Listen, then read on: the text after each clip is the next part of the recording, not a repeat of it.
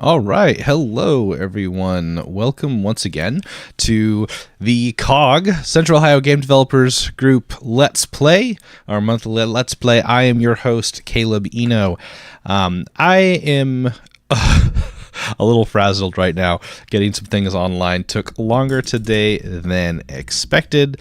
You all get it. But yeah, I'm really excited to have us play this game today. So, let's see. I feel like there was some bookkeeping stuff that I needed to talk about first. It's gone. Anyway, so I am excited to share some stuff with you guys today. This is always interesting doing the Let's Play, right? So it's sort of a constant figuring out of what it is that we're going to play next. I admit that I really could be better at being more proactive on that. But sometimes I just, in my life, playing games, I get inspired. I like to do just a wide smattering of things. But every now and then I go back to my old stomping grounds, platformers. I love me a good two-dimensional platformer. I grew up on Mega Man primarily, and Mario, and a couple of other ones. And I love platformers. I really love platformers. So occasionally a platformer will make its way into my Steam list, and this one did. And I'm really glad. So I'm really looking forward to showing you this one. Let's see here.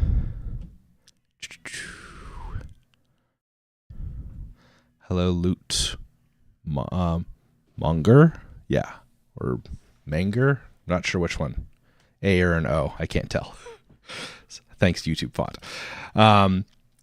We're going to get started with... I'm going to go ahead and switch to our game details here. Today we're playing Rusted Moss. Rusted Moss is a platformer Metroidvania-style game. It was developed by Faxdeck, Sunny Days, and Happy Squared. So, platformers obviously have an extraordinary long and storied tradition in games. Some of the earliest games were platformers. Some of the most successful earliest games were platformers. Really, it's hard to have been like to meet somebody who has played games since the early days and has not encountered a two-dimensional platformer. It's less common to have somebody playing today because there's just such a wide variety of games, and there's so many different ways that you can kind of get into playing games that it's totally reasonable to have met somebody who's never actually played a two-dimensional platformer. But if you were kind of around for the early phases of the video game industry, platformer was one of the biggest early genres. Obviously, there were other big ones, but platformer's really big one. And I mean, what's more iconic than Mario in most respects? So I am always a fan, and there's been some really great platformers, even recently, that are pulling on some of the older concepts, redefining them. I think we played it on this channel. It's probably a few years ago at this point. We played Celeste. I think it was on this Let's Play, which was a phenomenal game, and just in terms of like platforming. So there's a couple things that we're going to want to pay attention to today as we talk about Rusted Moss. We're going to talk about controls, controller input. We're going to talk about how tight controls are, what we mean by how tight controls are. I think there's an intuitive sense of what we mean when we say that, but we should also talk about specifically what does it mean to have tight controls. And then we're going to talk about some level design stuff, and we're going to talk about what Rusted Moss does specifically that makes it something special, something unique. So I'm really excited to share this game with you. We're buckle up and we're gonna go in and have fun with it. So this game was built using Game Maker. If you have not heard of Game Maker before, it's Actually, these days it's a little bit of an older platform. GameMaker has been around for quite a while. One of GameMaker 8, maybe 7, was one of the earliest game development platforms that I actually started making games on. Way back before it was bought by Yo-Yo, and they turned it into GameMaker Studio. So you may know it by that name, GameMaker Studio 1, and that 2, I believe, is the current version. GameMaker is really interesting. It has its own internal programming language that is very JavaScripty like. So if you know JavaScript, adjusting to GameMaker script is really not too bad. There's also a lot of tutorials on there. I'm trying to forget the one. There was one YouTuber in particular who was a big GameMaker person. I am not remembering who it was though. It is escaping me. But yeah, GameMaker, I mean, its speciality is in 2D, but you can do a lot of different stuff with it. And there've been a slew of games over the years, very successful games that have been made using GameMaker. So it's still a great, totally viable platform if you're interested in going that direction. This game that we're going to play today was released a little over a year ago, 23, and it made a pretty decent splash when it came out. I remember hearing about it. It has a lot of the flavors of a Metroidvania you're going to be familiar with, but because of its central mechanic that it does something different with, it takes a lot of those same concepts that feel very familiar and does something really, really fun with it. So we're going to get into it, but really go check this one out. Check out GameMaker if you haven't ever tried it. If you're doing a game jam, GameMaker might be a fun one to just pull out and try to see. They have a whole visual scripting system now, so you don't even necessarily need to use GameMaker script. Actually, they've actually been doing that since way back, but they've improved it a lot since then. But all right, let's actually get in and play it. So my goal here is we're going to try and play about 45 minutes of the intro, just to kind of get the flavor of the game and how the game introduces you to the core mechanic. And then what I'm going to do is I'm going to actually jump to my game, which is probably about late mid game, if I were to guess about where I am. So we can actually explore some of the later game mechanics and how they really take and run with the core idea. Let's go ahead. Let's flip over here if I can find my transition button. Boom. And do that. Here we go.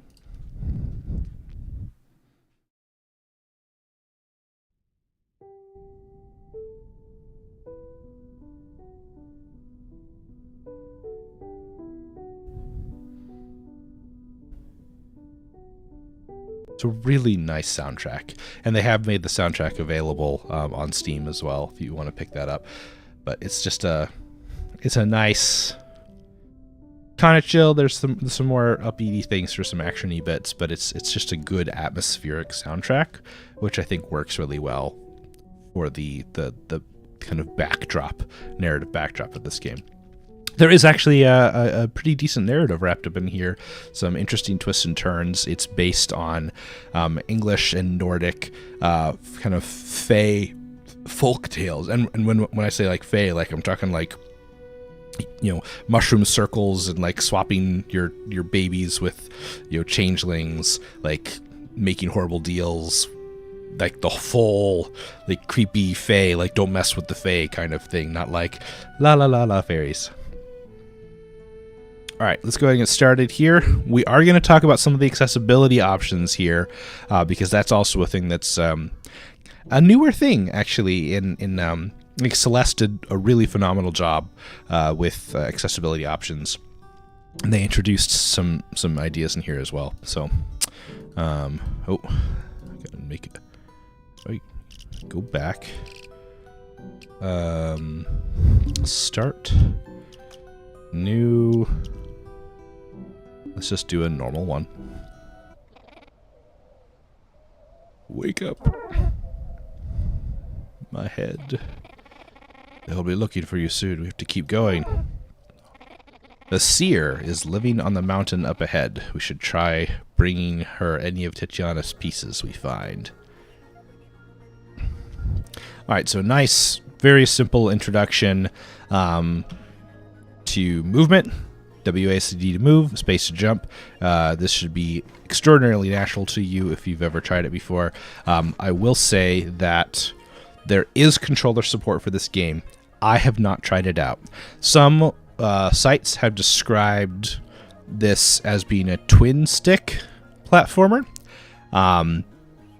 So maybe I'll find a controller here in a little bit and see if we can take a look, because it does, at the very beginning, it has a splash screen that says keyboard and mouse is the recommended gameplay, and I can totally understand why that's probably the case, but they did build it with controller support.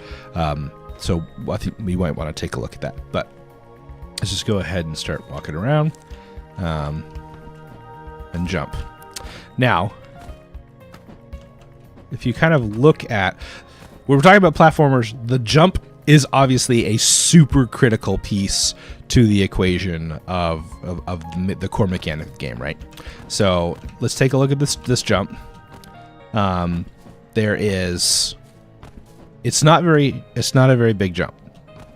This block here, we got, if you look at the units of the world, we got, you know, about 3 units of a jump here, and the maximum height of that jump is just over 3 units. Maybe 3 1/4, and it has very little jump height. That's important. You know, actually, I did a whole bunch of work on a platforming system to like make it feel really good.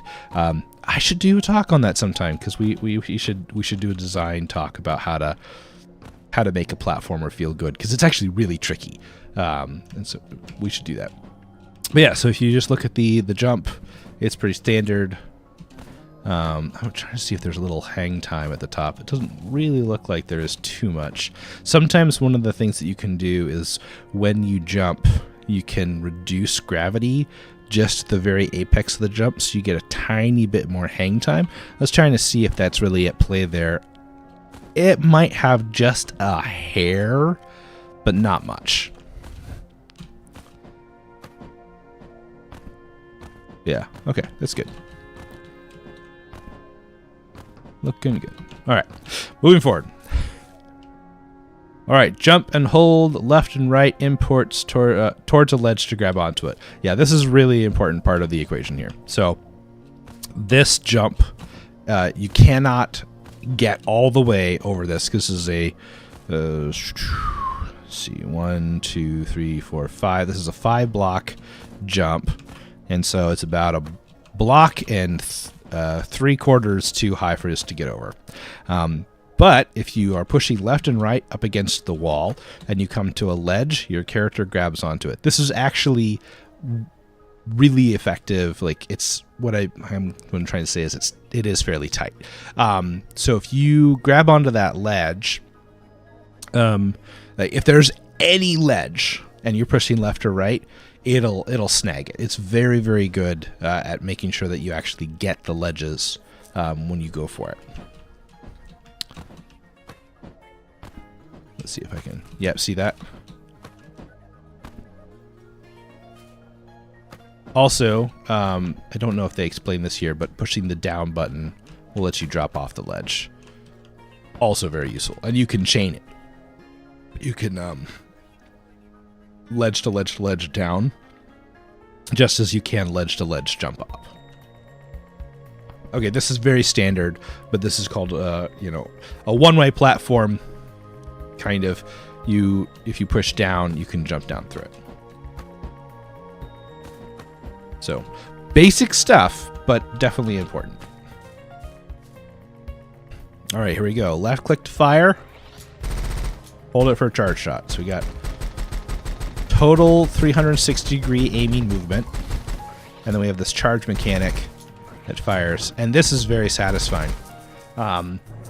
One of the things that we talk about, especially important in, I mean, it's important in every game, but like there's kind of some tried and true methods in pixelated platformers is there's that little bit of screen shake. There's a little bit of a screen shake when you finish charging up. So right there. And then when you let go, there's a little bit of a shake. Things like that are great. They add just that little bit of juice that makes the game feel so much better. But, it's super easy to add too much of this. You can really overdo it super easily. All right, so we gotta obviously take out Mr. Waltzing Bot over here. There we go. Oh, and little things flew out. They may or may not explain that later. I'm not sure, but oh, and now we have a different kind of enemy. Okay, cool. This is really nice and obvious that there seems to be a main path and then a secondary path. This is a Metroidvania, so there's going to be a wide variety of pathways for you to take. Yeah, the map is already available. This is a nice little map, actually, so let's take a look at a couple of things going on here. Maps are pretty essential for Metroidvanias. Some early ones, like actually Metroid. Did Metroid have one? I am pressing my brain and I can't remember. Not having a map made these things obviously way more complicated. Some Metroidvanias handle this differently.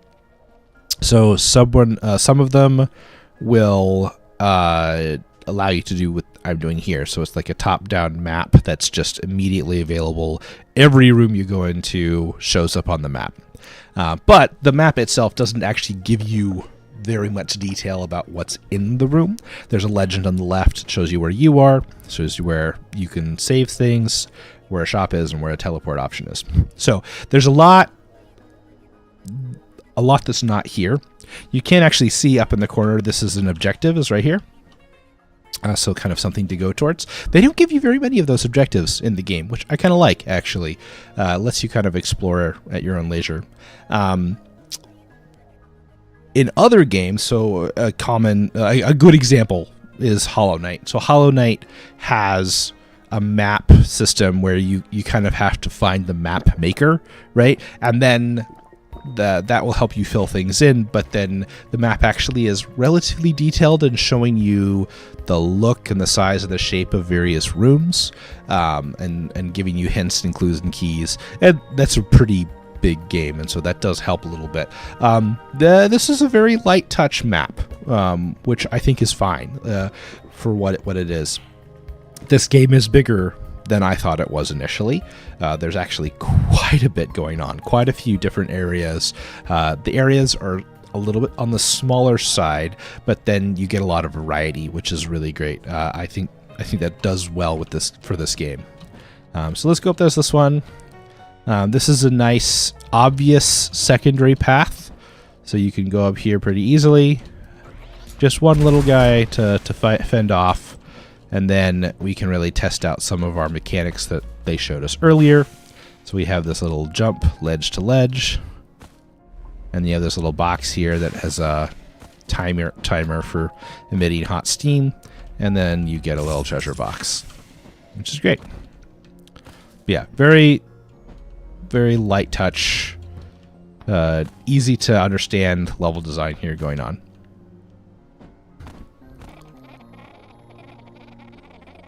Destroyed these machines lets you absorb their mana. Press E to use your stored mana to heal. Looks like I might have to learn magic all over again. Alright, so let's talk about the UI up here in the corner. Oh, also, love this. If you are up in the corner and you're trying to, like, later on we'll show you grappling and other things, but when you're trying to use something up in this corner, those UI elements go away, which is excellent, like really excellent.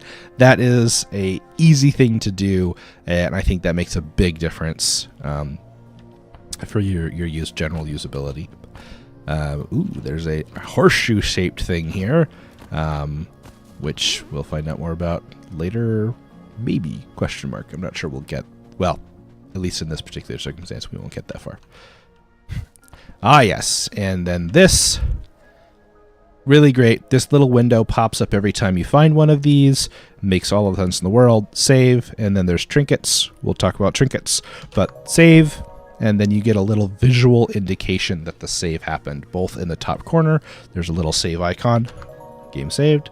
And then the wings on the statue pop up, and that gives you the visual indicator that this is where you saved last. I think all of those things are nice little bits that reassure the player that the action that they attempted to perform is actually what happened. And that's actually kind of one of the big parts about doing a platformers is that, and this is what I said we were going to talk about controls feeling tight. We really want to give the player an appropriate level of feedback to their actions. So in something like this, especially this is more of a precision platformer, so you're requiring your player to make sure that they're actually engaging with the system the way they're expecting to engage with the system. And if they fail at something, the player needs to feel like it was just because that they didn't utilize the systems well, not that the systems were unfair to the player. That's a big part of platformers.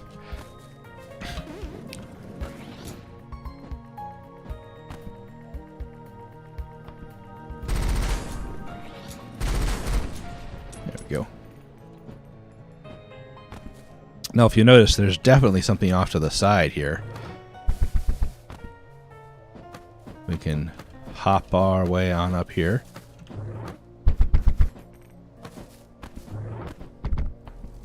Ooh.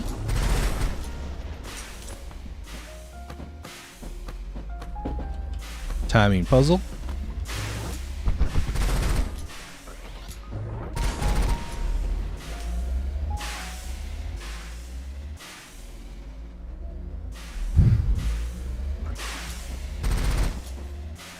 All right.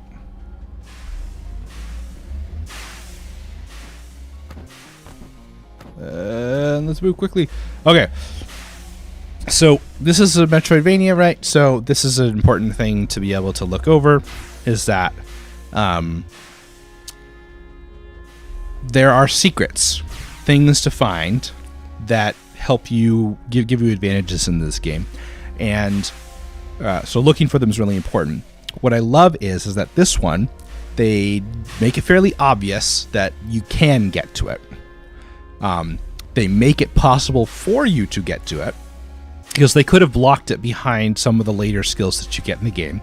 But at this point early in the game, they make it able to be gotten to. And then they give you a challenge that kind of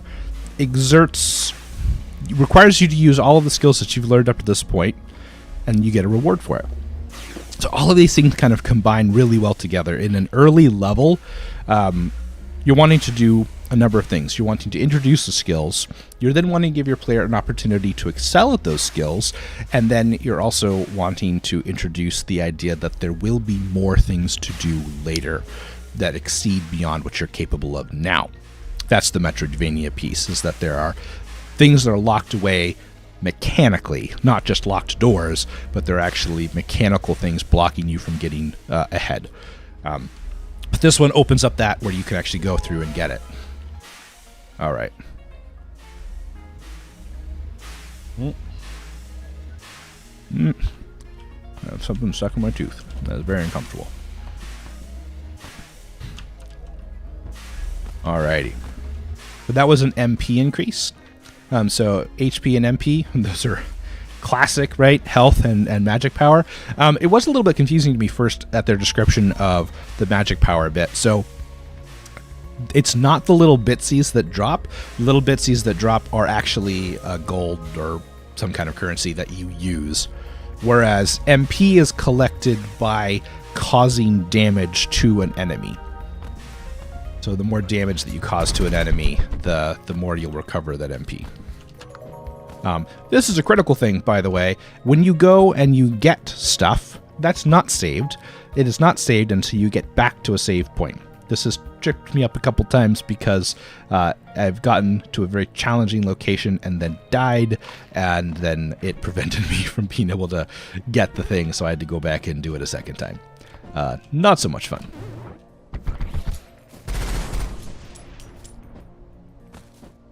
All right. Also in whoa, hello there. Also in true Metroidvania style, we can see that there are multiple places to go. So there's a pathway that goes this way. There's a pathway that goes this way, and we have to make a decision about where we're going. I saw a pathway all the way up at the top, so I'm going to go see what that's all about. Wasn't sure which way that steam was going to fire. Ooh, what did I do that for? Oh, look! Yet more rewarded exploration. A trinket. HP overload. Well, we'll take a look at that in just a second, because we can't do trinketing until we get to... Oh, and here's a little... You can equip trinkets to save points. That's what I was saying. You can't equip trinkets unless you're at a save point. Also, here we go. Introducing a thing that you definitely cannot do anything with. It is up there, and there's nothing we can do about it.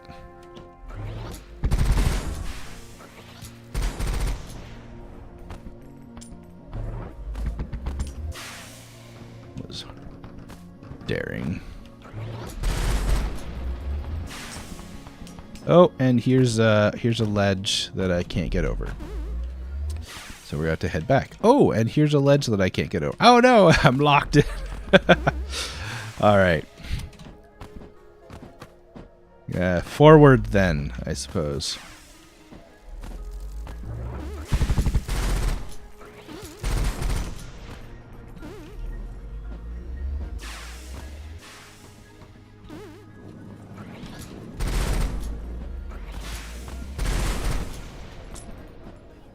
I like that the initial gun is actually fairly powerful, and frankly, you can even use it throughout most of the game. Oh yeah, there are multiple guns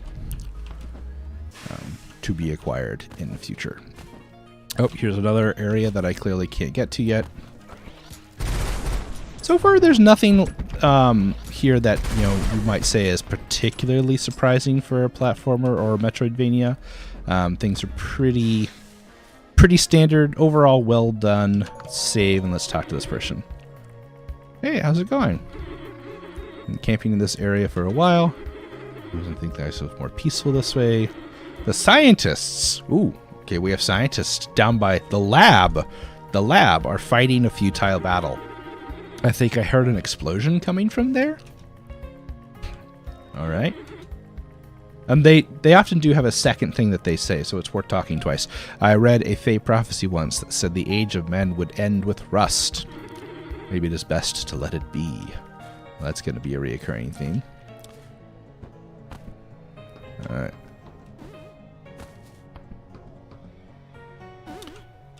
Yeah, there's these little T blocks. They make you jump higher. Let's check out that map. See where we're heading there. Ah, yeah. So, there are mechanical blocks. But there are also actually doors. This is a thing that they reuse a bunch of times. So they have these skull-shaped blocks that are blocked until you hit the target or targets in the room.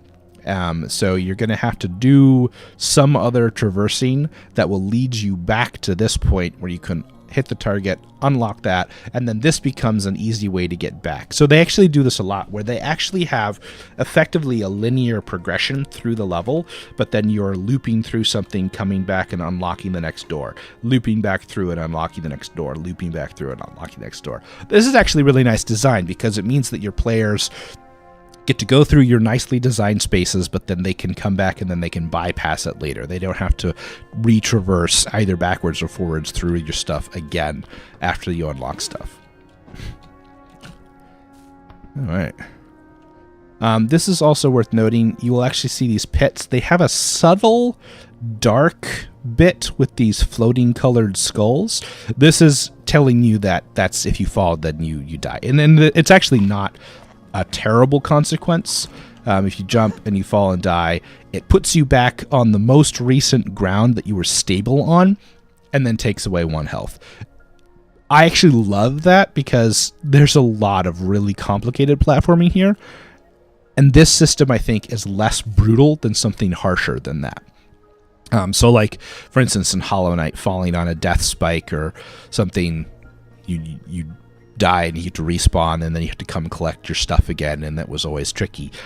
So the fact that it really does send you back to the last time you were safe is just really relief.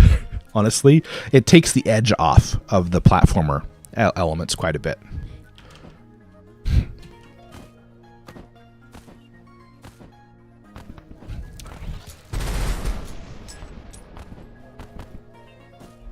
Oop.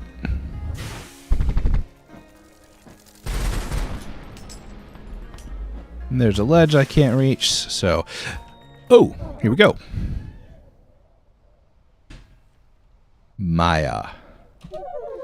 You blew up the lab! Well, now we know about the explosion and who did it. I swear I didn't know they were still in there. How could you do this? We grew up in the Coalition. They were our friends. They were your friends, Maya. We've never been on the same side. Ooh. You can't believe that. You're still Fern, aren't you? Fern? By the way, animated text like this, if you have a text-heavy game like this, and you have the aesthetics to be able to support animated text, please do. I love it so much. Slow ... Oh, the like... bouncing italics. Yeah, it's great. I love it so much. All those years standing up for you. I should have trusted my gut when I saw you talking to your own shadow. Hey, don't call me a shadow. I guess it doesn't really matter. My pet is going to shred you now. Enter boss fight. Alright, this is a pretty good boss fight, in my opinion. As a first boss fight, you kind of get thrown into it without much of a warning. There is a save point, a couple screens before it, so it's not catastrophic if you lose here, but I think it's pretty effective. So it gives you a nice little locked-in area. They have actually minor skirmishes too, where you get locked into situations. This first boss here is just this roll back and forth, and then the bounce. The bounce is very predictable. It's easy to dodge. You can mostly just lay into it. Woo! Alright, that little E popped up. That actually lets you use mana to heal yourself, which is great. Oh, what did I do? I stopped paying attention.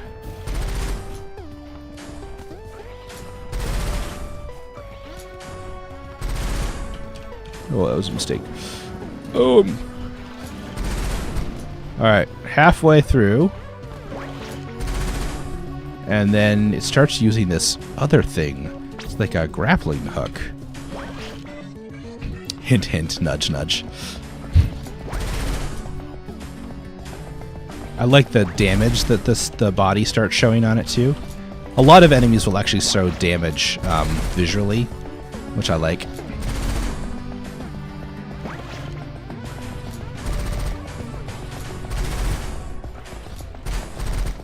Alrighty. Hi guys, what's hanging?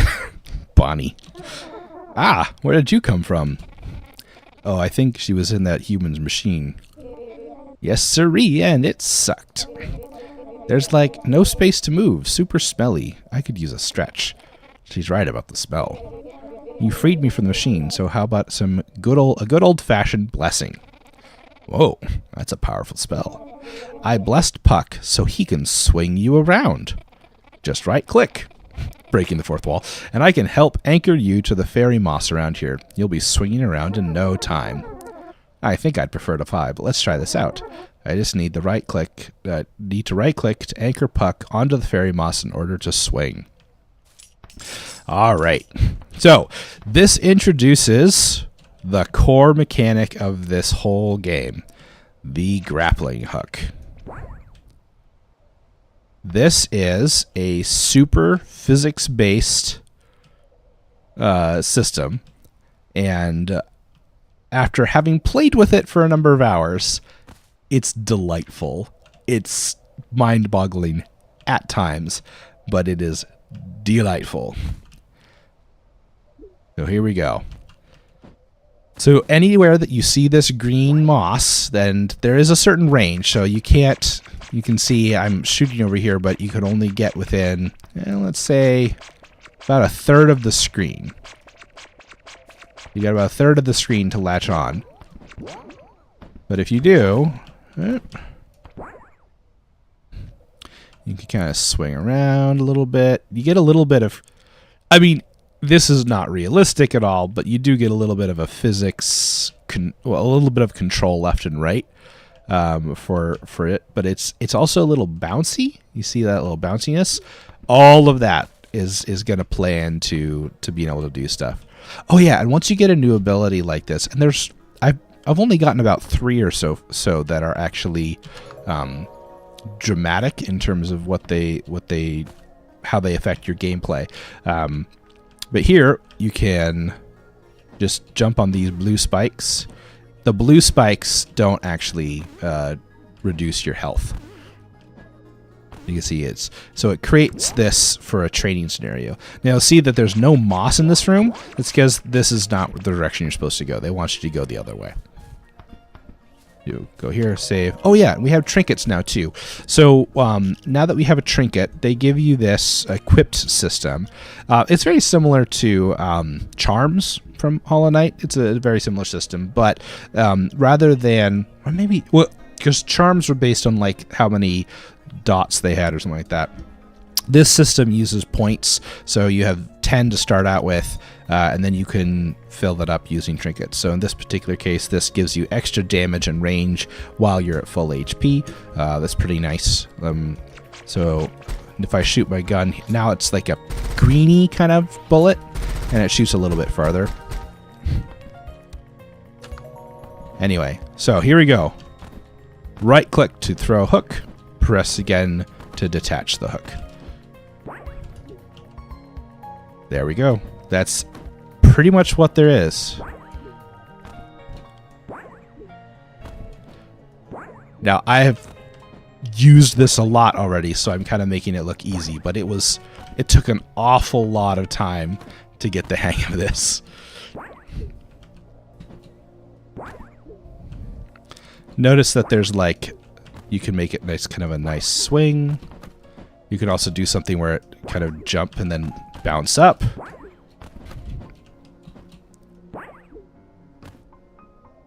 It's going to challenge you with a couple of different scenarios. Run and jump before you hook to build momentum. Just like that.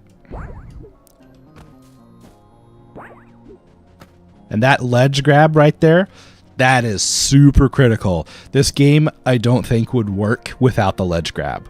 Because the ledge grab is that saving grace. If you do a really nice jump, but then you just miss it, you can grab onto the edge there. That really makes all of the difference in the world many times. There's other times that it actually becomes essential. They require you to have to do it, but it is helpful. Notice also there's that yellow line in the background. That's just a nice soft touch, subtle thing there to help the player be like, oh, this is kind of what I would need to do if I want to succeed. There's the first arch right here is about the right moment to grab to fire the grapple hook.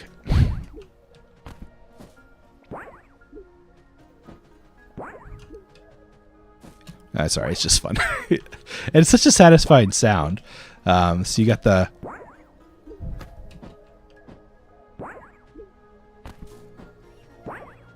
it's a great sound.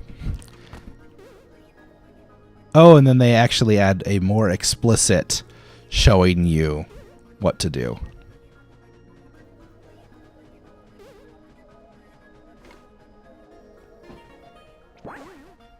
Now this one's a little bit different because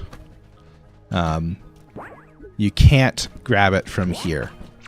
They put these little walls there to block you, so you cannot actually grab onto it until you jump.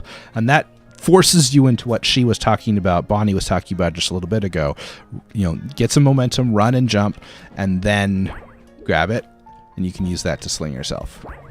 The momentum really matters, and lateral momentum matters. The momentum of the falling really matters. That's a critical component to make this work. So the fact that you jump,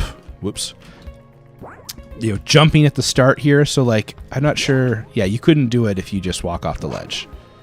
You have to jump and get that falling acceleration, and that falling acceleration is what makes the jump possible.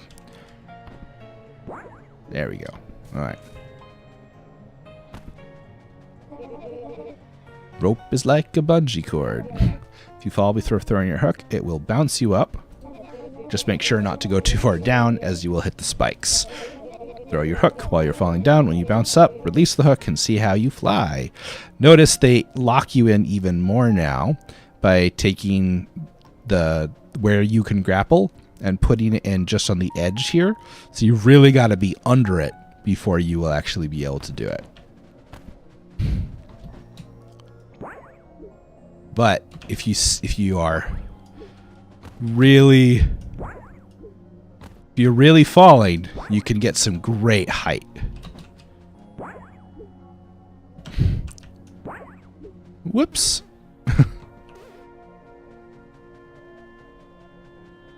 So this will challenge you to get as high as you possibly can.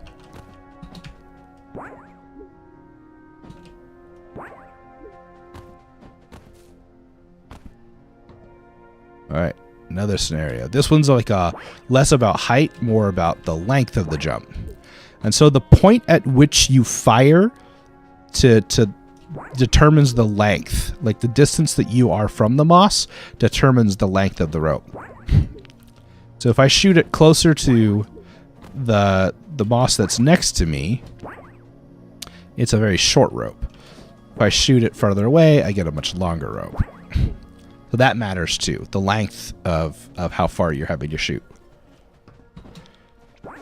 Oops.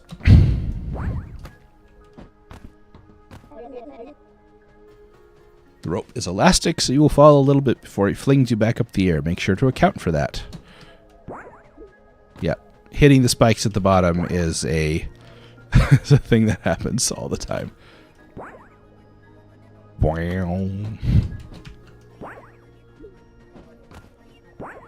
This mechanic is so much fun. It is janky at times. It can do some weird stuff. Oh yeah, and then this took me a long time to actually get how they wanted me to do this. So you can reverse your direction with this jump, which makes sense.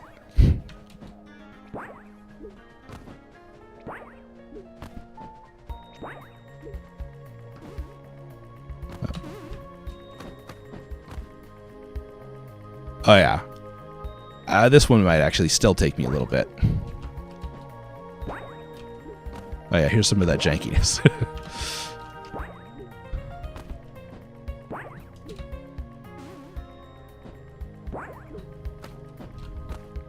And now, one of the things I'll say about this is so that platformers jump is that core mechanic, right? The grappling hook is a much more important mechanic in this game than jump. And they don't really ever give you any better jump than this. It's a pretty weak sauce jump for platformers, right? So they keep the jump limited and then really make you work on the grappling hook. That's why this tutorial is so long, because you've got to get this. You can only throw your hook again when your feet have touched the ground or you grab a ledge. And boy, do they make use of this. So the only way to make this work, and they do a nice thing. That was really nice. You see that as soon as you hit here, the camera snaps over, gives you a locked frame of what you're trying to accomplish here. They may have done that earlier in some of these, but this one particularly. You need to swing down, grab this ledge, and then jump off and swing into that to get to the end.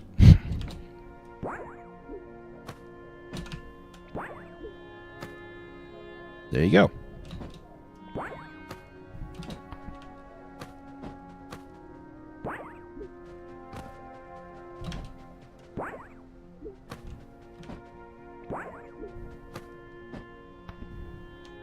And here we go. This is where they introduce you to this mechanic. They do a couple of things here that I think really help. Is the targets really stand out against the background. There's a lot of contrast. The backgrounds are very muted in colors and contrast. The targets very obvious in colors and contrast. Even more so than things like this, which are just also part of the background, but the contrast is lower here. The contrast is much higher there, so you know that this is something you can interact with. And then that opens the store, and we can move forward. This is a nice thing that they do here. It took me a little bit to figure out what's going on, but basically they have locked the progression into this room so that you have to hit all of these targets. And so, oh yeah. You can swing. They don't ever say this explicitly, but you can swing. Oh, and hit spikes, apparently. But you can swing and shoot. And this becomes really critical for certain combats. But also, I fell, I died. This does work even with real spikes. I fell, I died, and then my progress was saved. When you respawn, it doesn't get rid of your progress inside of the room. If you die all the way by losing all of your health, then you lose your progress, and you go back to the last save point.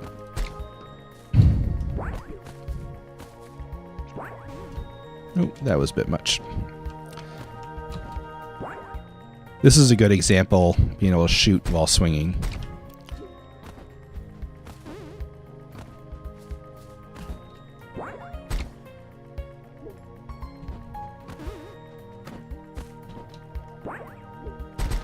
I like that they don't over-tutorialize this and they just kind of let you figure it out. You got to trust your players sometime. You just let them do it. And this is great too. So there's obviously a thing to collect here. Even if you haven't collected any of the secrets up to this point, you see that there's a secret there to collect, and then you see that you can obviously get back to it. So carry across, you get your trinket. And this can be a useful one. Oh, but it costs 6 and I can't reach it.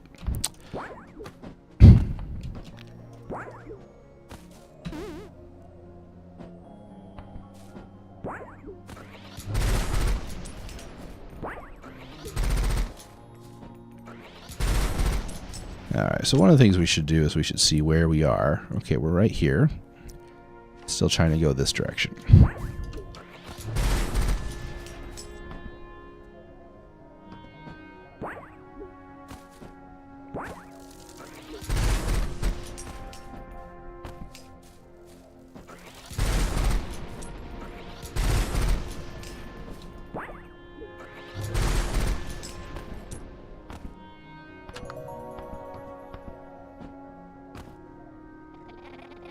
This place is infested with ichor. They were infecting Faye with this back at the lab, the ones they could catch anyway. I know. Until you saved me, I was their favorite test subject. What even is this stuff? A substance found in Fae blood, when refined, becomes a potent power source. There's nothing refined about this. It's barbaric. It's very toxic, though. I can only handle staying it for short moments. If I stay in ichor for too long, I will get hurt. So what happens is when you start entering it, you get a little fill-up bar. And then that bar goes down slowly. But if you're in it for too long, boop. That will also cause you to lose your grapple if you have grappled. They very cleverly put this in the way so that you have to go through it. Now you can see that they start introducing where you have to kind of jump around it. It's a nice visual effect by their masking a texture there. So the texture stays in place while the balls move around it. All right.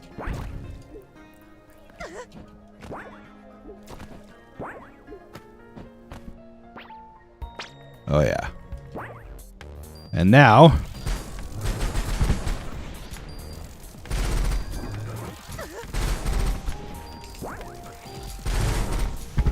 they make you have to fight while over top of it.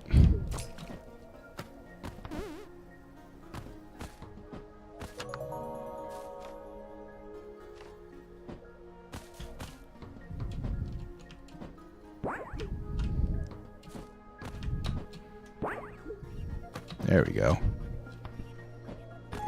And you can find HP upgrades as well as MP upgrades.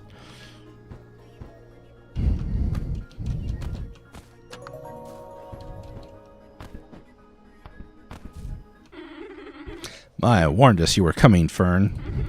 All those years pretending to be one of us, you make me sick. Maya tried to convince us you were human right up until the moment you blew up the lab. You should have seen her face. We're here for Titania's pieces, which, I think not. With Titania's pieces, we can keep the Fae locked away in Elfame forever. The plot thickens. The Age of Men shall continue. Not if we can help it.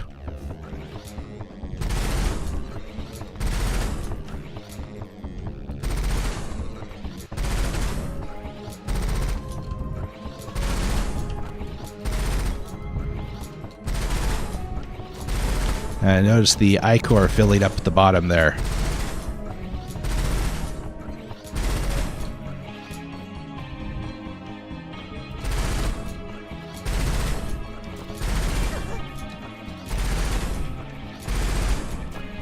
I finally got hurt, so I lost my extra damage.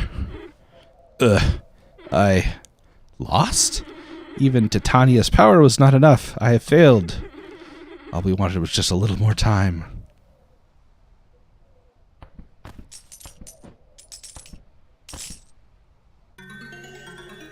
Found a piece of Titania.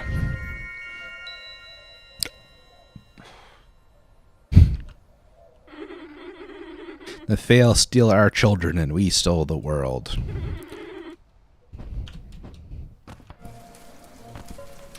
Alright, now we kind of enter into our first new biome. I thought humans had no magic. Now they have witches? The world is changing. Magic is trying to return, and even humans can use it now. That witch was even using a piece of Titania to strengthen her own magic. We should continue on to the seer. She'll know what to do. And they throw a couple other things at you, so there's shopkeeper.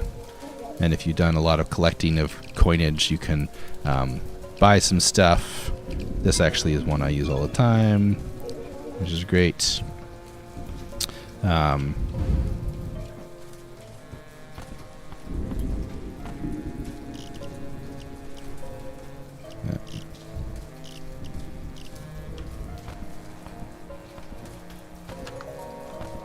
Okay, well, at this point, I think we're just about to the point where we should switch over and take a look at the more complicated stuff.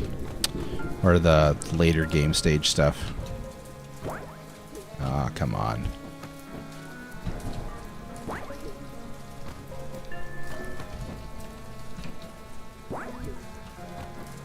What is going on? There we go.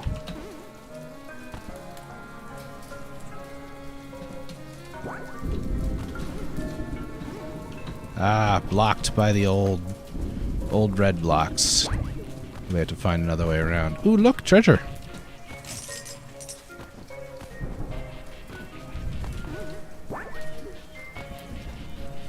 Oh, perfect. Okay, I was hoping we'd run into one of these. Okay, so these are lore blocks. All Fae do know to beware the iron cold. Humans hung horseshoes upon their doors and blocked us from crossing their thresholds. Humans really are selfish, unwelcoming creatures. To be fair, we were literally stealing their babies because we think it's funny. It's hilarious. And we also lead travelers off the beaten path to get drowned in hidden bogs. Even funnier, humans just have no sense of humor. Well, maybe the humans have a point, you know. You're pretty unusual for a Fae, Fern.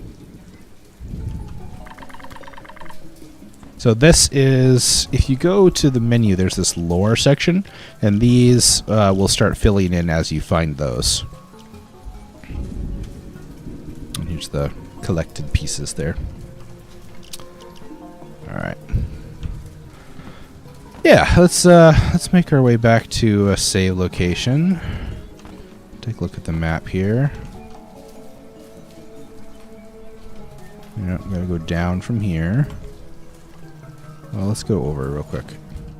Let's see what's over here. Oh, a new gun. Here we go. The pistol.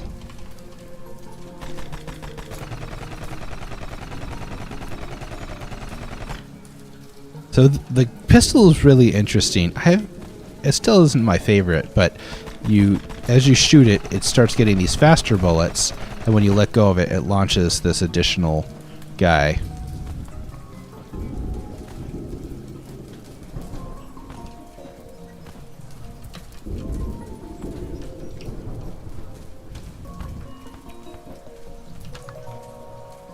Okay. Let's go back to... Oh, yeah, we should talk about some of this. So, the grappling is a little tricky, and they realized this, and they also realized that different players really wanted different experiences with the grappling hook. And so there are different modes. So there's launch on button release. So when you press and hold, and then you release the button, that's the right button, right mouse button, it will attach, and then you have to click and let go, or I guess you click. Yeah, so you click, you release the click to launch, you click to let go. Launch on button press is you press and it launches, and then you have to press again to release, and then there's you press and then release it when you want to release. The other two did not make sense to my brain. So this was... Yeah. So there's that. The advantage to doing this one shows you how far you can go, but I don't think that was advantage enough to justify the extra click. The other one, it grapples immediately, and then it won't let go until you ungrapple from it. But for me, it was absolutely this one. You click down to grapple, and then you let go when you want to let go. And that made all of the sense in the world to my brain. You might find a different one works better for you. Also, you have the ability to rebind keys, so all of your actions, they are all available for you to rebind. Let's go back. And let's go to... Oh, there's also accessibility mode. I wonder if we should... Oh, here we go. So, for their accessibility modifiers, so you can... Difficulty options. You can turn on difficulty customization. You can slow the game down. Oh, that's fascinating. I like that. Aim assist, so that'll help guide the bullets closer to the enemies. Push jump while in the air lets you fly. Well, I mean, that is a total change to the game, but that's fine. If you need that, if the grapple just doesn't work for you and want to play the game, that'll let you do it. Challenge course time limit. Oh, okay, so there are challenge courses that limit you to being able to go all the way to the top within a certain time window. Some of them are very challenging. This will remove the time limit. This is if you fall down a pit, you can remove the damage. That's great. This will give you infinite MP, invincibility, HP, MP regeneration, modifiers to increase how much you have, boss modifier HP, enemy modifier HP. These are fantastic. I mean, this is really great. If you need to take things down a notch, or increase them, as it would seem, you can do both.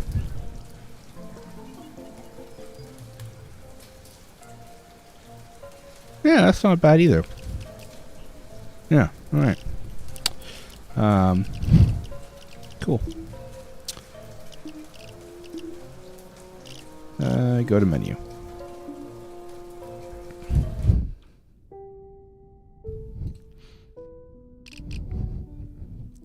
All right, we're gonna go play on my main game, just because I want to give us the opportunity to. Okay, you can see here. There's actually a lot to this game, and I have something like 70% of the map. So there's still quite a bit left, which is nice.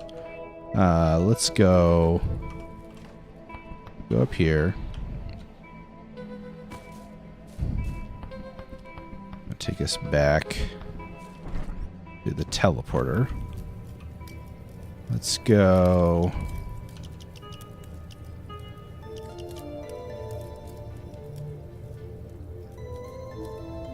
Let's go back here just so that we can be in familiar territory. There's just a couple of new things that I want to show. So just even for the sake of what we've seen before, let's go all the way back to where the tutorial happens. All right. So back at the very beginning, you get some additional abilities later on. One of the abilities that we're going to talk about is being able to jump higher. Now, the jump here, this is, as I said, pretty weak sauce. It doesn't change. But they eventually give you the ability, when there's this grass, you can actually hold down, and you'll see this bar fill up. Now, as soon as I stop holding down, the bar slowly goes away. But while the bar is there, I can jump much, much higher, which is fantastic. But you can't do it on normal ground. You can turn it on and then jump from normal ground, but you only get just like a couple of seconds of a window before it'll do that. So it doesn't have much utility, and if there's a room with no grass, you're not going to be able to super jump. So that's one thing they eventually give you. It becomes very helpful. Let's find some moss on the ceiling here.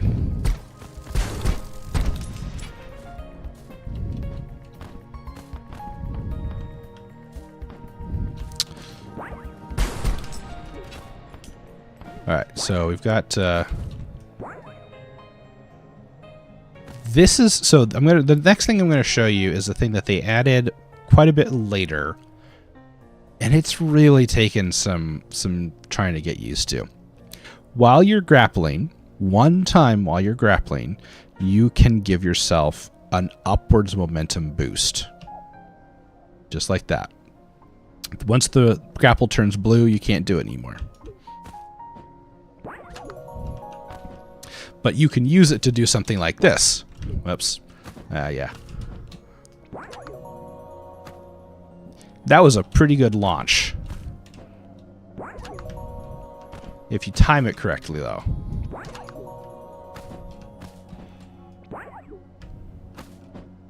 I wonder. I was looking at the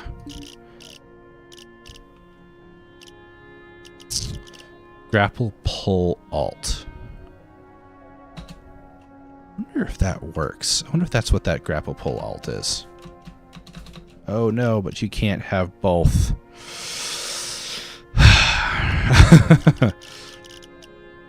Where's jump?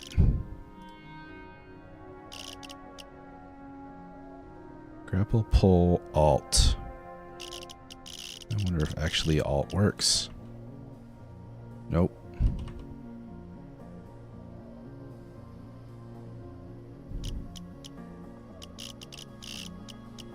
Pull. Okay. X isn't used for anything. Let's just try this.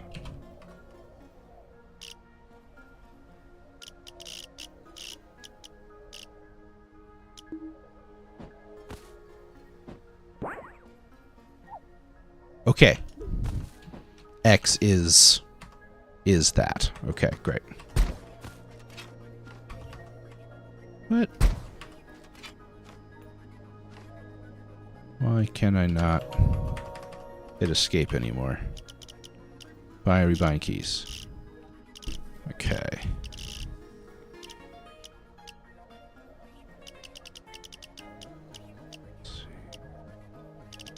Grapple, pull, alt. I think it was H. That's what it was.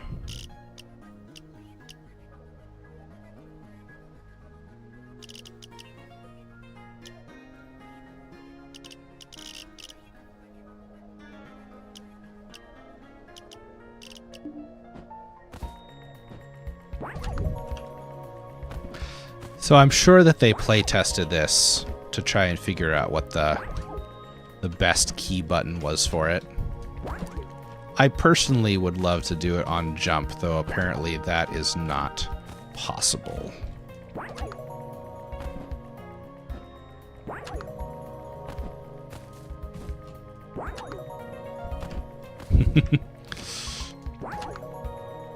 I think the save is preventing me from doing it the way that I was hoping to. Let me show you something.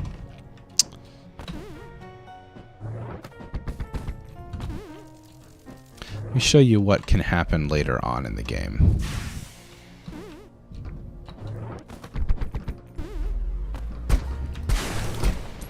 Oh, there's one other thing that I should show. This was pretty cool. They don't explicitly call this out either, but if you have the shotgun of all of these weapons gives you a slight boost in the direction that you shoot. It's not much, but it's enough that it can make a difference on a hard jump. So it can really save the day sometimes.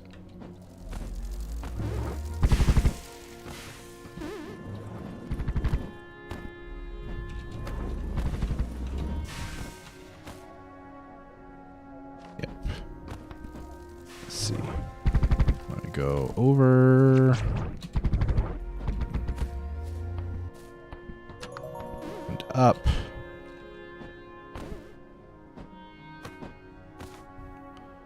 And over some more.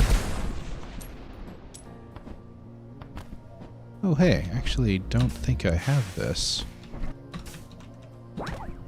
Oops.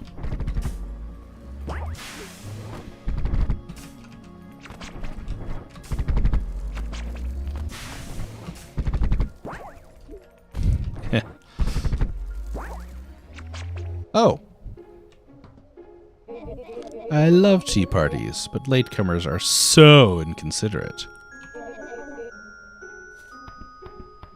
If we don't start the party soon, the tea will get cold. Hope the others are on their way.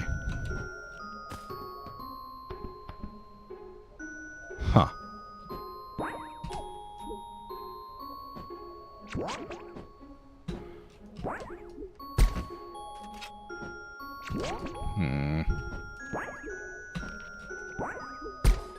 Yay! Thorny wings.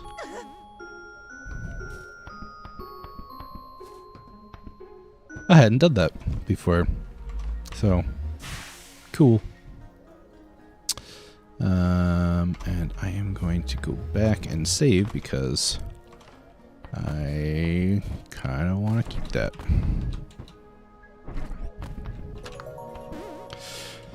All right.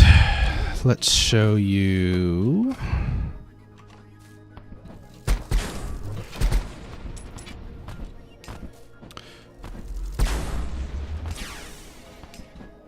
Oh yeah, there's definitely something I haven't done before. That's interesting. Oh. Hold up.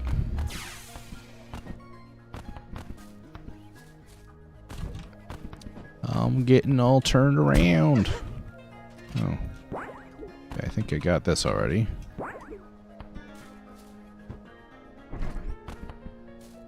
We be going this way?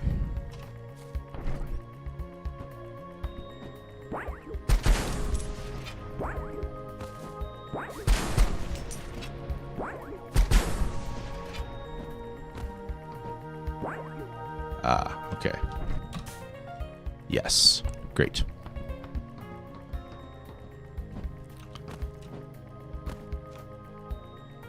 Okay, so this is what I want to show.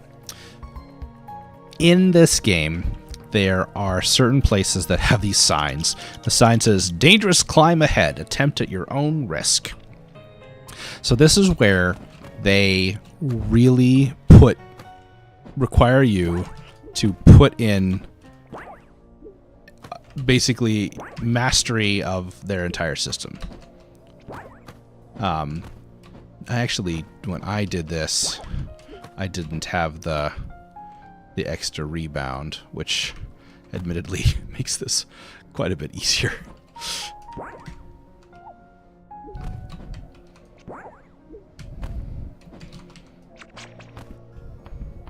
I say that and then I fall.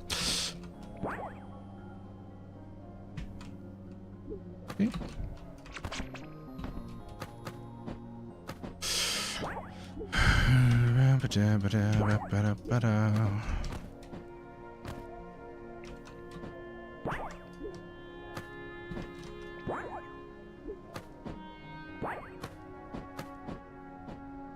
Okay, there we go. Nice little treasure chest there for making it halfway.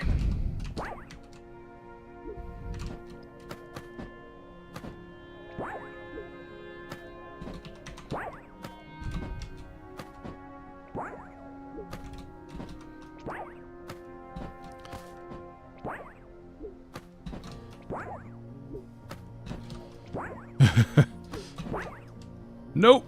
Ah, crap.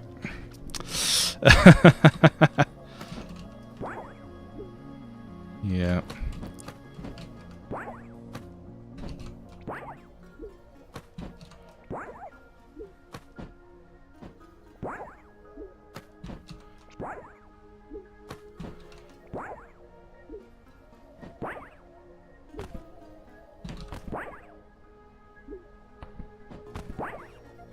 There we go. There we go. And you find a little lore thing. And then we're now up in Smokestack Forest. Which I have been through before, obviously.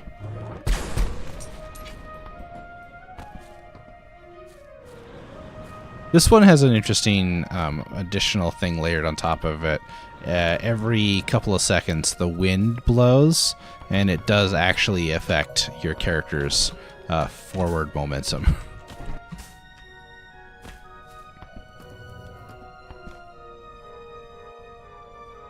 So yeah,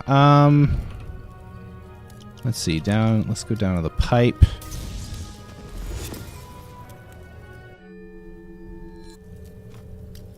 Where was that one place?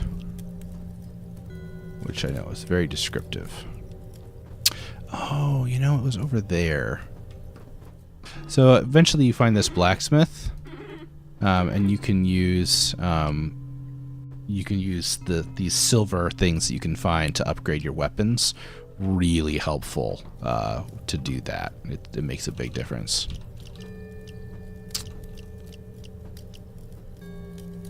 I'm actually gonna go here.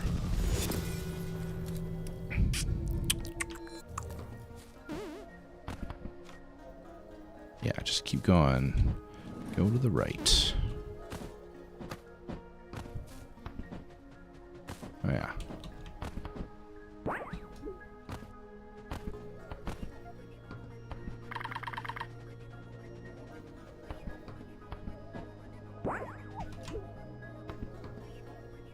I've gotten this before. How do I do this?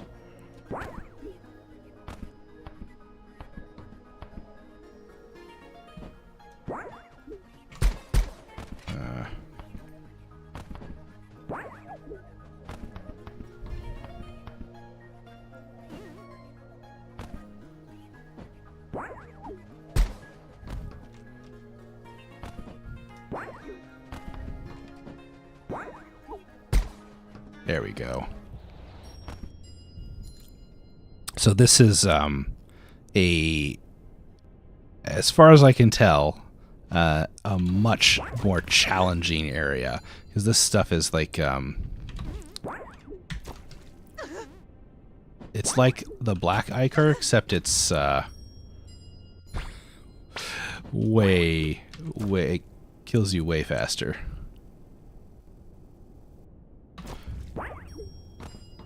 go. Wow. It's probably faster than I've ever made it before. Further. Oh. You gotta be kidding me. Oh no. What did I do that for? Whamp. So anyway, yeah, that area is not one that I've been able to conquer just yet, but it's not as challenging as some of the more challenging kind of things. Like at least so far in my gameplay, it hasn't gotten to Path of Pain levels. If you're familiar with the Hollow Knight Path of Pain. Oh, what am I doing?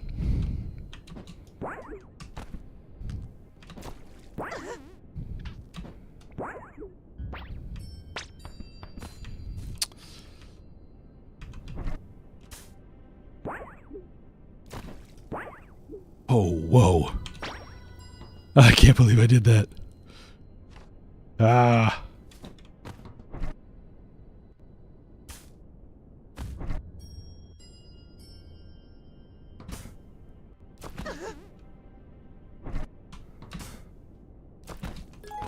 I got a flag!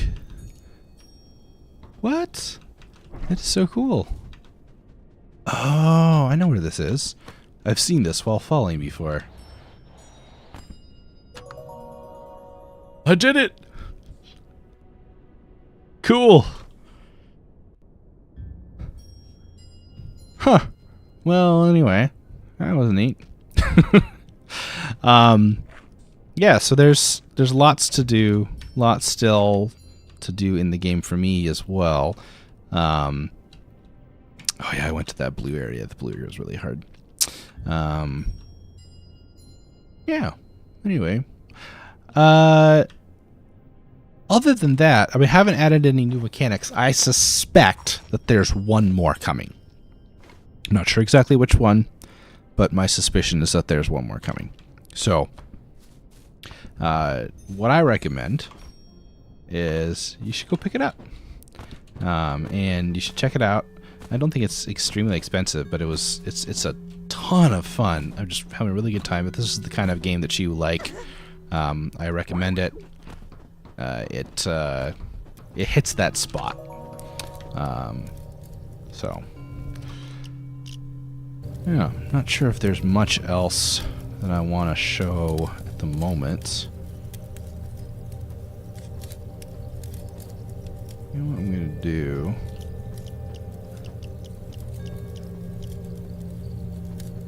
Let's go here. Let's just see. I want you to give at least a smattering of the different levels that are available here. There's some just genuinely cool stuff. You'll notice that there are 3 save spots in a row here. Boom, boom, boom. It's because they were they were like, you go off and you unlock and then you come back around. Yeah.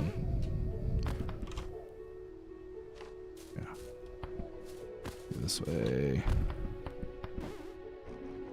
Oh, not down. Not that one. No, let's just keep going. That was pretty much the case all the way through this.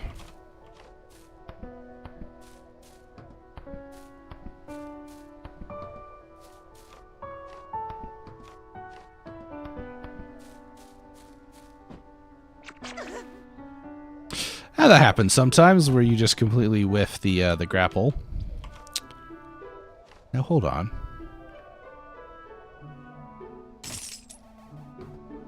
thought I did this already. Did I not?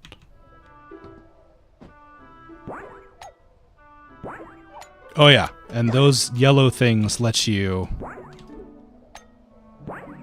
grapple again while in air. So that they introduced those later. Oh my gosh!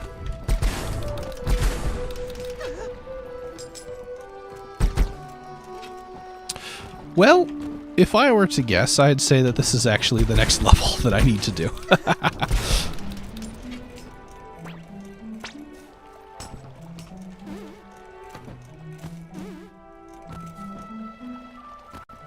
apparently I forgot that this was an area I could go to.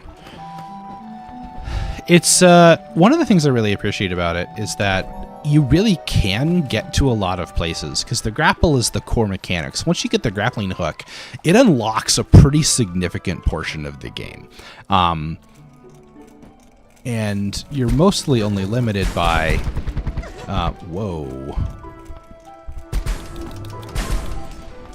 you're mostly only limited by whether you literally can figure out how to make it work or not. I thought there might be something like that.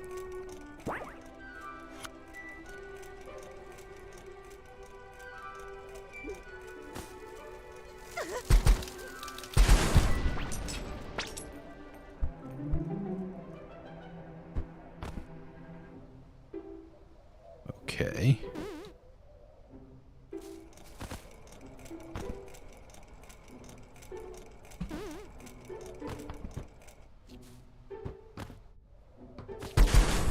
Oh, I don't like that.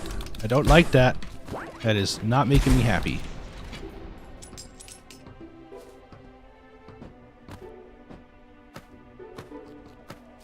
Nope, not again.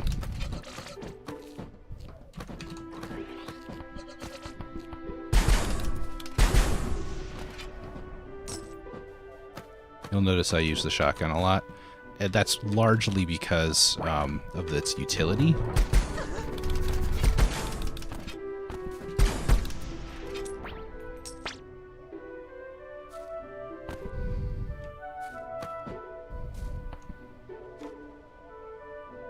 This is the part where I start getting nervous because I... Oh no.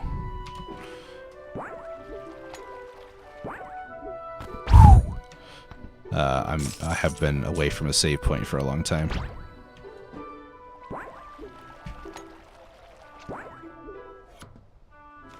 Wasn't too bad.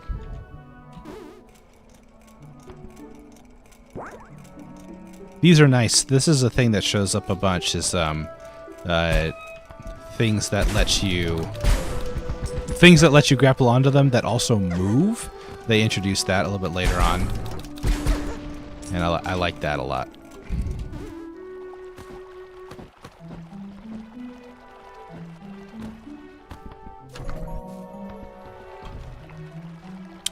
Did go down from there, didn't it?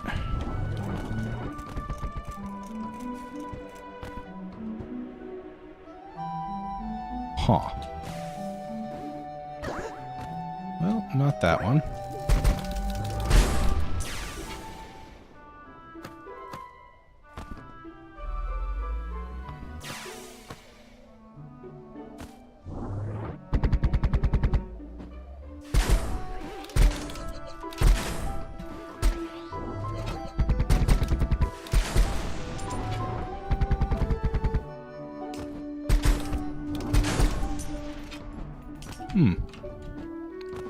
This is really pretty.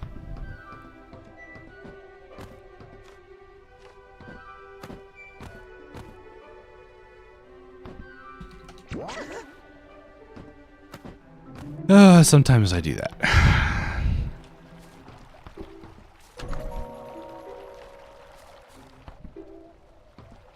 Oh no.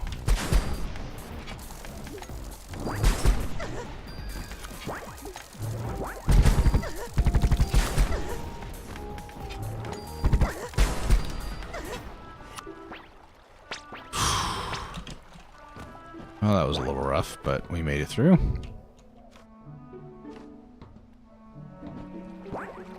Yeah, these little encounter zones show up later as well. They usually have some kind of environmental challenge, like this is a pit at the bottom, and then they throw enemies at you. Some of them are more brutal than others. Okay, I'm just gonna do it right here. Oh, that wasn't spectacular, now was it? Ugh.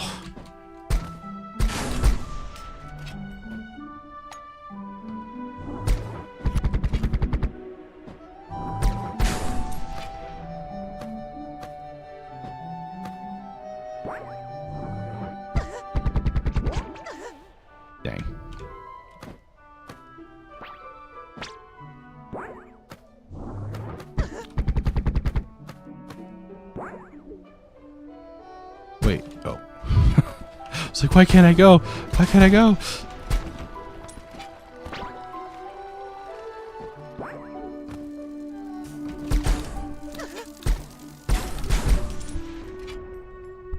All right.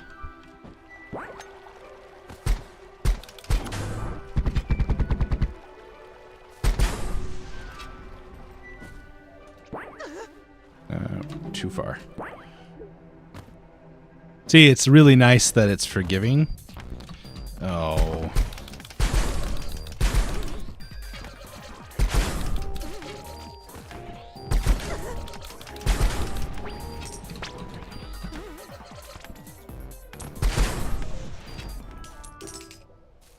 That was nice of them to only throw 2 of them at me.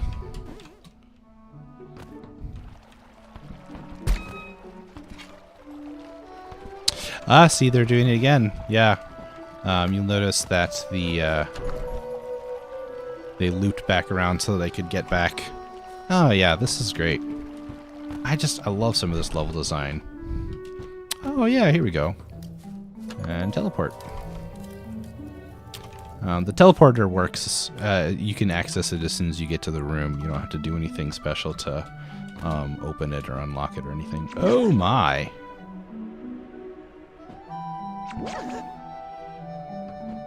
Well, now. That's, curious. That screams there's going to be a new mechanic eventually. Alright, well.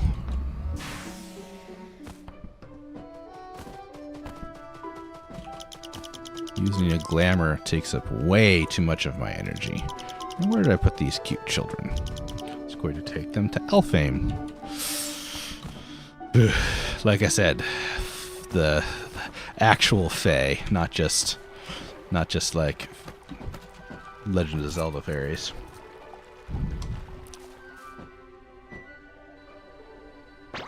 Oh yeah, okay.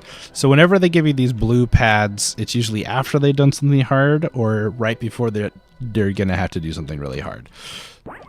So in this case,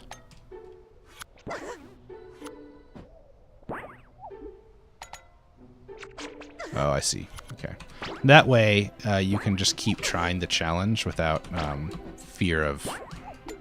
Which, again, an accessibility thing. Like, is there really an advantage, like, really, to forcing your player to, like, have to come back? Oh! Ugh. Like, reload a save or something just because they struggled with the really hard platformer thing that you were doing. Oops.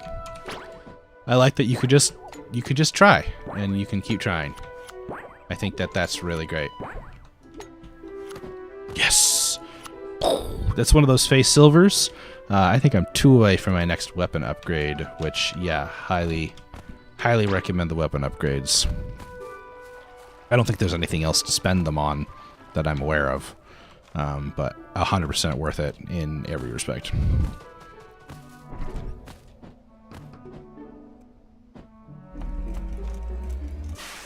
Let's see what's down from here.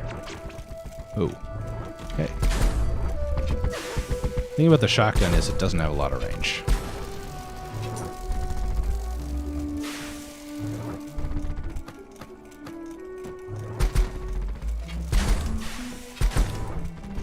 Oh, they hid that steam vent really well. There's a flag over there. That's probably going to be another challenge course. Oh, this is definitely something. Oh! Alright.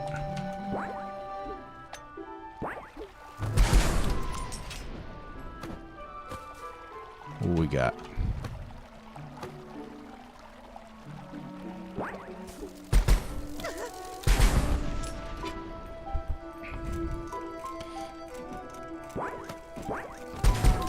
We play a lot of the early game in these Let's Plays, just kind of out of necessity. You know, you start the game off at the beginning, but it's kind of fun to play it a little bit further into the game and talk about that. Oh, nice.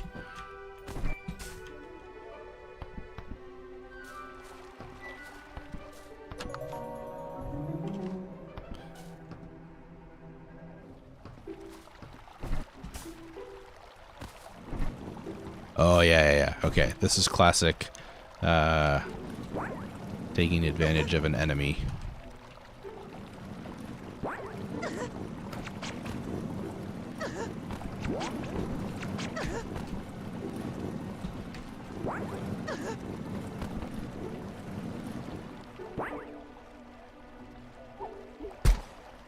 Yeah, it's not working out.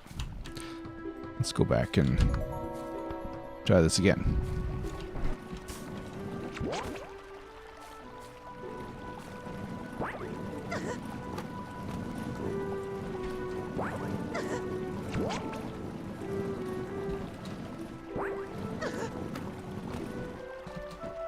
Nice. Energy refiner. Some of the trinkets are...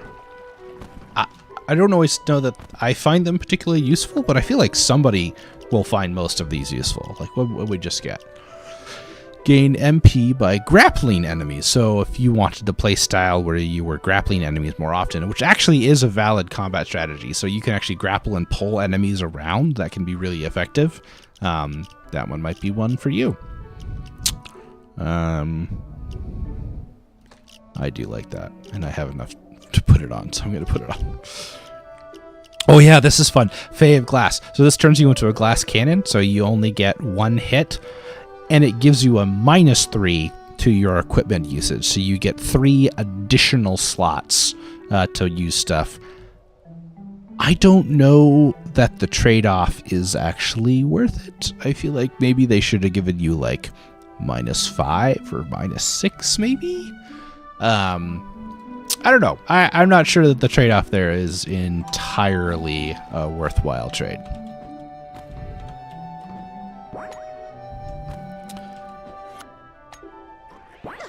Oh no. Okay.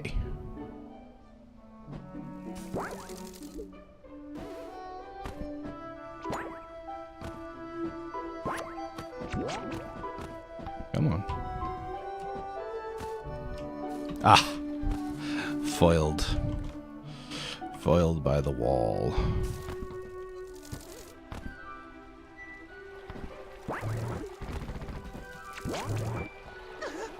Right.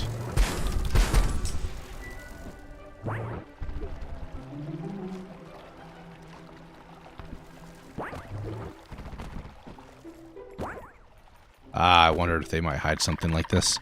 Long time ago, a member of the Big Fae offended our fair Queen Mab, mother of dreams, ruler of Elfame. What the offense was, none can remember, perhaps not even the Queen herself. But from that day on, no Big Fae was allowed to wear a glamour with more than one eye. Oh, interesting.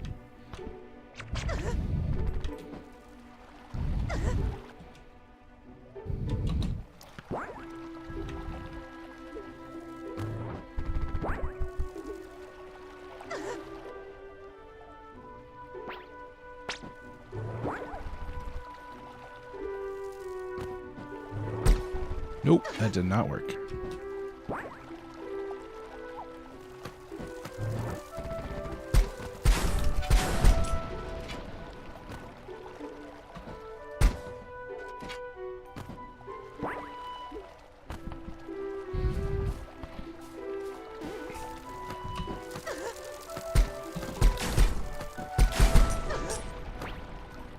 I almost a goner.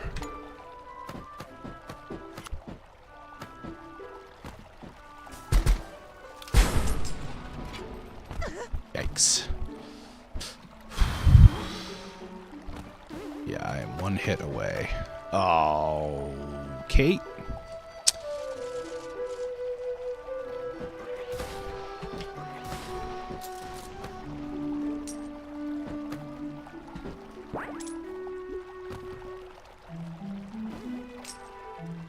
Me trying to use my sniper well. All right. Huzzah.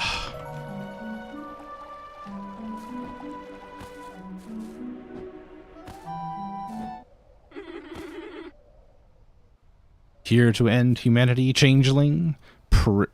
Priestess Freya.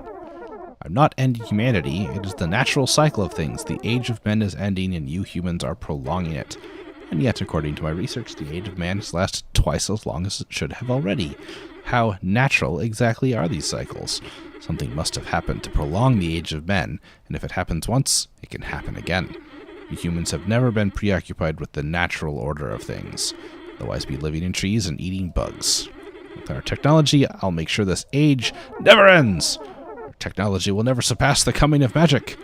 What do you know about magic, changeling? It's something that only exists in humans because the age of men is ending. If anything, you should be grateful, witch. The phase return has brought you power. I might be a witch, but I loathe my magic. There's something deeply unsettling about things beyond our control. My magic first manifested, the coalition hardly noticed. Disappointing capacity was what I think the file said. Okay, I don't see how that's my problem. Don't interrupt!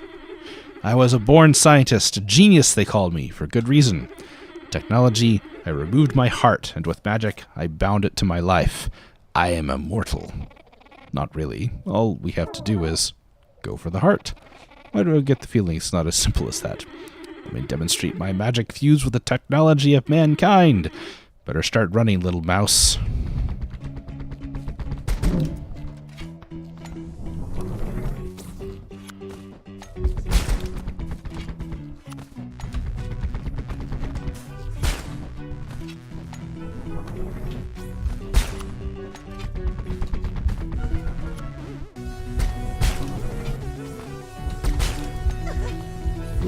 Not good.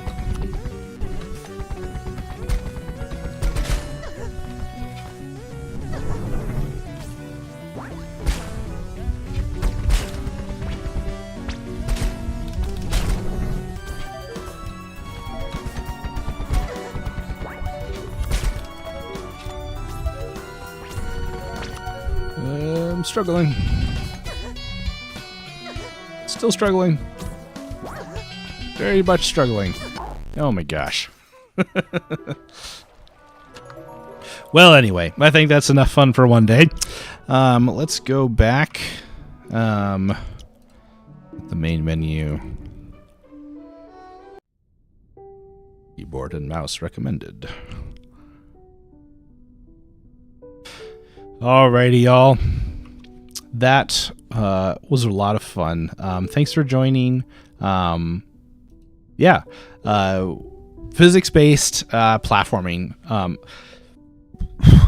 There is a difference between using kind of your own homegrown physics system where you're like doing translations and stuff, or versus actually using a physics engine itself for it.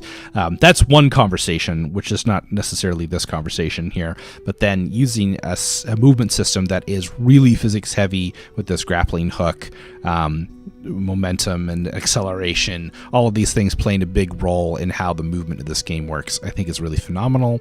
I think it can be weird at times and tricky to get hold of, but when you get into a groove where you're moving really fluidly and things are working and making sense, it's really effective. The responsiveness of the controls, so timing between when you push things and how far you jump or where you go from there, those things are really tight.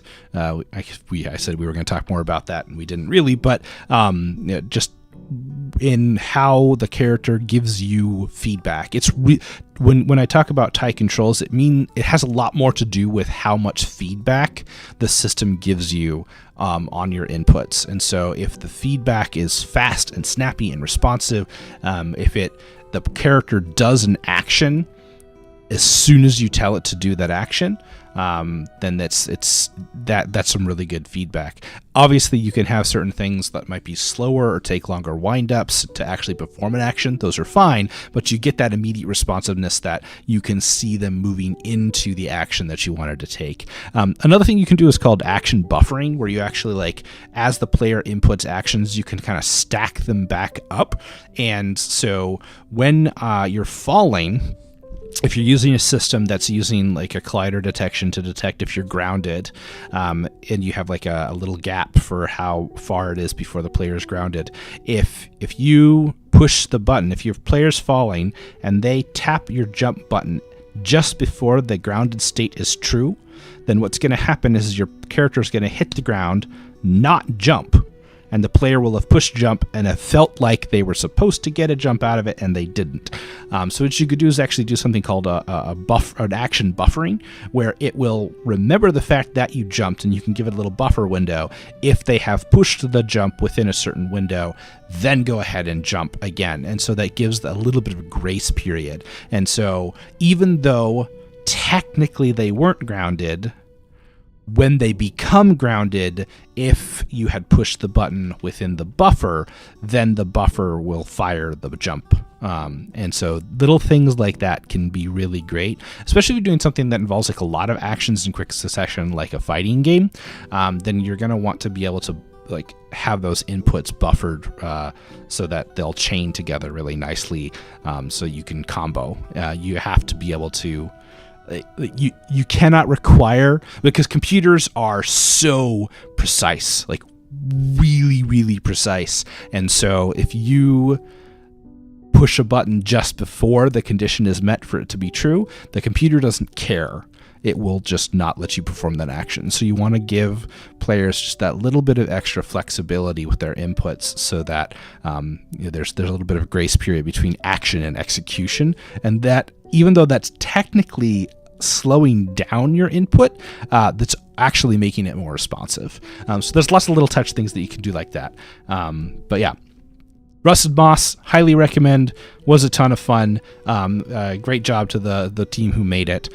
Keep up the great work. And for all of you from COGG, thank you for hanging out with me. We'll get back into something next month. I'm already working on a plan, actually. So I'm trying to be more proactive for this next month. I have something that's going to be way more than I could possibly get into in 2 hours, but we'll have fun with it anyway. All right. Thanks so much, everyone. I appreciate your time. Appreciate you being a part of COGG and everything you guys do to make COGG happen. Because, like, yeah, I mean, we put on COGG events, but it only matters because you all show up and are so awesome.